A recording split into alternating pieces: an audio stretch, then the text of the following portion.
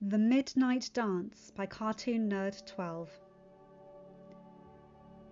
Chapter 4. Discord? Fluttershy went out round the garden, knowing he wouldn't be here, but it was worth a try. Discord? Oh, please. I am so sorry about what I said before. So, if you can hear me, I really need you now. When no answer came, she sighed deeply and started going back into the castle with her head held low, until she felt a bump. She looked up and saw him. He smiled at her. My dear, that was all you had to say. But you know I'll always come when you call. He moved his paw through her soft pink mane, causing her to slightly blush. Luckily, since it was nighttime now, he didn't see it. Listen, the girls and I agree. We want our right to marry whoever we wish. So, thank you for trying to make me see that sooner. Somehow, you must have put the idea in my head. Guilty as charged, he chuckled. And we could use your help. His eyes widened in surprise. You mean you girls need my help? Yes, with your magic. I'm sure we can get rid of these suitors out of our lives. His heart started pounding with joy. Already he was thinking up mischievous schemes for the colts to take a hike and stay away from his Fluttershy. It seemed he had a chance with her after all, so he picked her up and began twirling her around. She said in between giggles, "Discord! Discord! What are you doing?" She was laughing away now, with that adorable laugh he loved so much. He declared, "That you are the sweetest man there is for thinking about me. I will gladly help out with this little suitor problem you're all having." He gently set her back down. "Really? Oh, thank you!" She wrapped her arms around him, giving him a hug. Feeling touched by it, he wrapped his arms around her too, not wanting to let go. Her face snuggled against his furry chest. To her it felt so warm and soft. He also felt a softness coming from her coat and smelled the fragrance coming from her hair. Her best friend. His best friend. But why did it feel like she wanted more from him? He wanted more than anything for her to love him, but he had business to attend to. Fluttershy? When do you need me to scare off suitors? Oh, I'm not sure yet. I guess it depends on how many suitors we get, and how long my sisters and I can handle it. Say no more. I will be on high alert if you need me. Just holler away, and I will be there. Thank you. That means so much to us. So much to me. She immediately wished to take it back, covering her mouth. She didn't mean to say that out loud. Discord noticed and decided to play with her, making her think he didn't hear that last bit. Oh, what was that? I didn't get that. She felt relief and answered, "Nothing, just nothing." He laughed quietly and made a bow. Until then. He took her hoof close to his mouth and kissed it, causing her to blush further. My lady. He was gone in a flash, leaving her speechless. The 5 mares stopped in front of the pink 2-way doors, and Twilight asked them, "Ready?" They nodded, and she opened both doors, revealing a large, colourful room that, on each side, had 3 canopy beds. The first bed closest to them had pink pillows and green sheets. The second had white pillows and red sheets. The third bed, which was close to a balcony window, had light orange sheets. On the right side, the next bed close to the window had light blue sheets. Then the next bed over was all pink. And the last, close to the door as well, was a dark purple. "Oh," Rarity went to her old bed, lying her head down. "It's just as I remember it." Twilight smiled as each sister looked on her old bed. She herself did as well, and remembered their mother being in the middle of the room and telling them stories before going to sleep. She went to the middle and saw the floor, which had a large circle tile with the little circles inside it. The little circles had their cutie marks on them. The day the sisters received their cutie marks was the day their father commissioned the tile to have them made into the floor. Their father. These cutie mark tiles were all they had to remember him by. King Sombra was just and equally as wise as his wife. He loved his wife and family. Since Twilight was the youngest, she had very few memories of her father, but she did remember loving him. Her favourite memory of him was when he would always help her understand magic more and teach her words she didn't get from her books. She would always see his emerald eyes in her thoughts. Even though he was gone, she could always see those eyes from Applejack. Of the 6 sisters, Applejack was the only one who inherited his green eyes. The rest of them had either their mother's or Aunt Luna's eyes. In fact, it was strange to Twilight that Applejack looked so different from her sisters. Rarity had her mother's beautiful snowy white coat, and both Fluttershy and Pinkie had mother's pink hair from her younger days.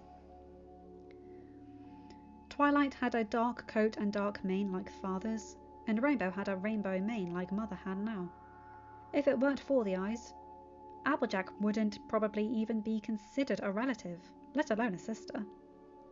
The doors opened again, and they turned to see Fluttershy walking in with a huge smile on her face. Rainbow flapped to her. So, what did he say? She was in a daze, but then snapped out of it. Oh, yes.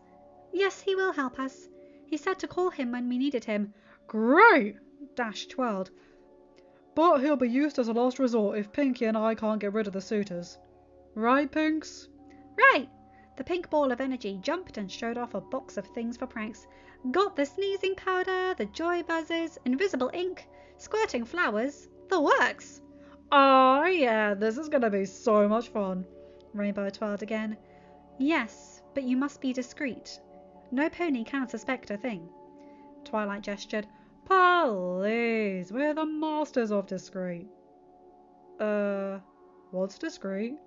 The purple unicorn sighed and slapped her face. Flash walked up and down the corridors. He finally made it to Canterlot and the castle that late afternoon. Once he reported in as a new recruit for the Royal Guard, he was instructed to settle into the servants' quarters. But once more he felt lost as he tried to find the servants' quarters. Suddenly he heard talking up ahead and ducked into a corner. He saw a group of pretty mares wearing casual gowns coming out of a room. He heard one of them say, "Good night, dear sisters. See you in the morning." "Night, y'all. I gotta get up early to help with breakfast," said an orange earth pony. "Nighty-night." A pink earth pony jumped away. "Oh, good night." A yellow Pegasus walked off. Yeah, night everyone. A blue Pegasus flew out. When they were gone, Flash went on, but he didn't notice the purple unicorn coming at him. Twilight looked back quickly to the old room and the floor tiles and recalled fond memories she had in the room with her sisters before agreeing to have separate bedrooms. She started heading out, and the next thing she knew, she bumped into some pony. She and the pony had both fallen over, and she regained herself by saying, "I'm so sorry. I didn't see you there. I was..." She stopped and looked at the pony. He was a Pegasus in golden armour, and she could see from his helmet opening at the top that he had a blue mane to match his beautiful blue eyes. She ended up staring at them distractedly. He in turn was apologising before getting a clearer view of her. No, it was my fault. I should have... He saw the most beautiful mare in his life, the highlights in her hair, the violet in her eyes. He, too, ended up staring at her. Watched where I was going. I don't think I've seen you around here before. That's because I'm new and a bit lost. You see, I'm trying to find the servants' quarters. Servants' quarters? It's downstairs. Here, let me show you.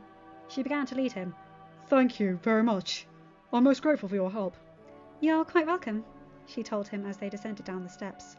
So, have you been in the palace long? All my life. Whoa, really? Uh-huh. Ever since I was a baby. Oh, does that mean your parents worked here? She realised then that he didn't know she was the princess. She was amazed and yet found it refreshing that no cult would ever refer to her as Her Highness. She decided to go along with it so she could know him better, and that he could know her better. You could say that. And you? Have you always been a guard? I went into training last year, and I've been hired to protect the royal family this year. Say, have you ever met the princesses or the queen? Oh, yes. In fact, I happen to be very close to the youngest princess. Really? What's she like? She's a bookworm. She spends her days in the library, learning important things like spells and magics. Does she know anything on zebras? Well, yes, but why do you ask? I met one today on my way here. I wasn't sure if she was good or bad, given of the stories I've heard during my training session. And was she bad? No! In fact, she was good to me, and was grateful that I saved her life from a timber wolf. You saved her from a timber wolf? What was that like? Are they as vicious as the books say from my, the princess's collection? Very vicious. I was lucky to figure out a way to stop it. Goodness, that was a good thing. Then she noticed they made it to their destination. Oh, we're here already. Great. He suddenly took his helmet off, which made Twilight's knees buckle at the sight of seeing his face completely. She thought to herself how much better he looked without it. I was getting hot in this thing, and it's been a long day. I bet. After saving someone's life from a timber wolf. She smiled at him. He slightly blushed. It was nothing, really. Well, I think it's something. By the way, what's your name? Flash Sentry, but you can call me Flash for short. It was her turn to blush. Okay, Flash. What's your name? My name? Oh, my name... She panicked, for she didn't want Flash to know her real identity and to feel like he had to keep his distance like every other guard in the castle. She liked him and wanted him to not be afraid of her, so she said the first thing that popped into her head, "It's Twily." And then dread came over her. That name was only used by her father when he called for her when she was little. She felt like she could die from embarrassment. He raised his eyebrow. Twily? Yes. It's not a very good name, but it is my name. It was partly the truth, and she slightly chuckled. Huh. Well, I like it. You do? Seriously? He laughed. Seriously? It's kind of interesting. Well, she was still blushing. Yours is interesting too. May I... He rubbed his neck. May I see you again, Twily? He blushed again. She gasped and grinned widely, saying, "Yes, yes, of course you may." Really? He caught himself. I mean, I am most happy you've accepted. Shall I meet you here tomorrow night? If you think that's best. She started to go. Until then, she gave him a small wave and he returned it. Until then, he repeated, when she was out of sight. Then he started grinning like an idiot. First he had defeated a timber wolf, was blessed by a good zebra, and now he just met the mare of his dreams. Flash could not have been happier that night. Twilight had gotten into her room and changed into a nightgown. She got into bed and just lay there. She could not stop thinking about Flash. He was everything she had ever dreamed of since she had read fairy tales as a filly. He was the knight in shining armor she had waited for. But at what cost? Only to lie to him? Well, maybe not lying, but she was still hiding the truth. Would it, after all, be a matter of time before he realized she was one of the princesses? Then what? Would he accept her either way? Would he understand why she did it? Would he still talk to her? So many questions, and she didn't have the answers. And she couldn't get them from a book.